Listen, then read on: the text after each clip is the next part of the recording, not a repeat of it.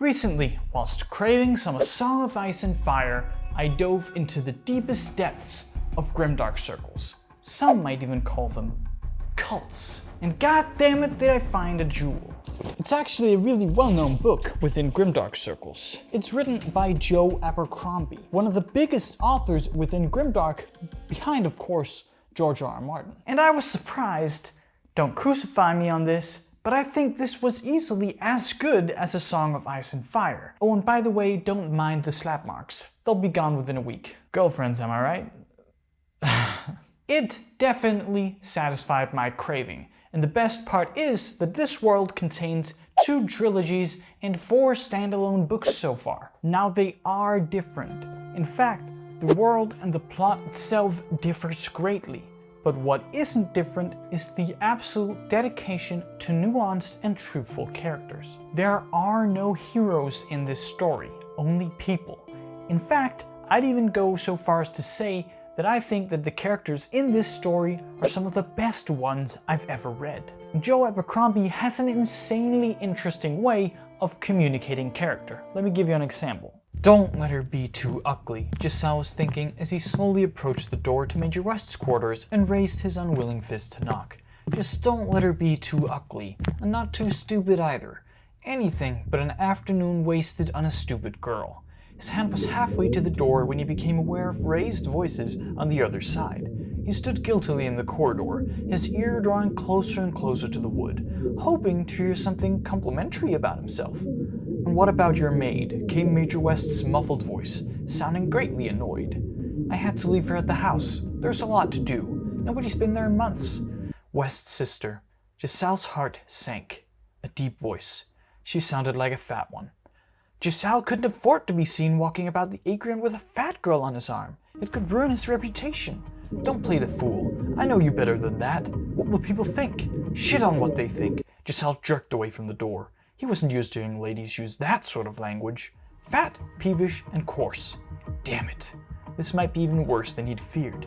He looked up the corridor, considering making a run for it, already working out an excuse. Curse his bad luck though. Someone was coming up the stairs now. He couldn't leave without being seen.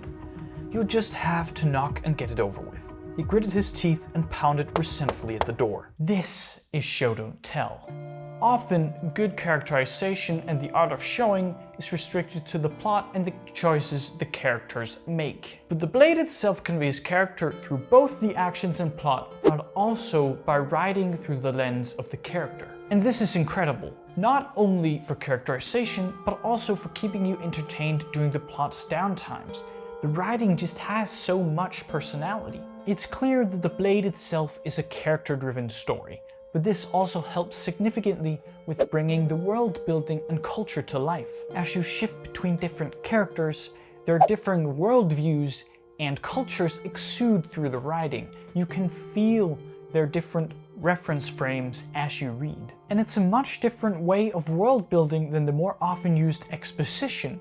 It's all well and good when you're told about how weird and wacky a certain culture is, but it's much more powerful when you get to see and feel their viewpoint from the inside, and it sticks with you in a way that exposition never does. Now, I'm sure some of you are going to be disappointed to hear that there are no dragons in this story so far. And plot-wise, it's a slow build. But we do have, oddly enough, a fun similarity with the Shanka approaching from the north, and the warring nations are blinded by their greed and bloodlust to notice the incoming threat. We then follow different groups of characters, some coming from the north to warn the warring nations, and others who are in the thick of the human conflict. And then a mysterious mage who gathers a bunch of misfits who seem to hate each other and then force them on a journey to save the world.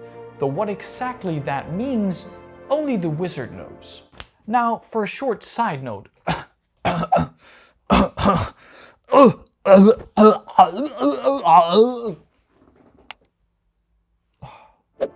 Now I have to say, if you're looking for this epic, interconnected world with a million different subplots that'll eventually all converge into an epic, larger-than-life story, then it isn't quite here that you'll find it. For while you travel across countries and see different cultures and nations, the world of the Blade itself is undoubtedly smaller than A Song of Ice and Fire. But that shouldn't make you write it off, because where these stories are truly similar is in the characters and the tone of the story. It feels much more similar to A Song of Ice and Fire than other stories more similar in scale, such as the Stormlight Archive.